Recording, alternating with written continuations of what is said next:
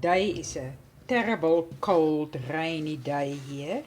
So I just want to share the recipe for my soup that I've made today with you guys. Just put the lid down.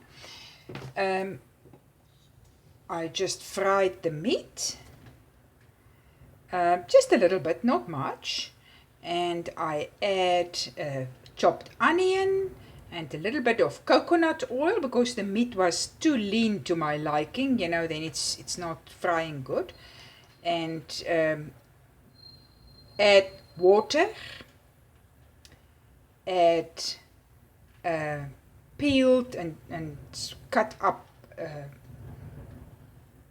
potato and carrots, 2 carrots and 2 potatoes, a packet of green peas, split peas, and cooked about 2 hours.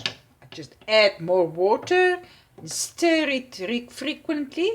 The secret is you must put your stove very low. That setting or that one. Very, very low.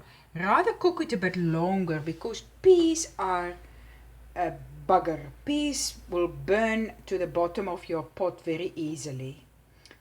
After the 2 hours, I just added a little bit of parsley, salt and pepper, squirt of Worcester sauce. There you are. I've got a good pot of soup.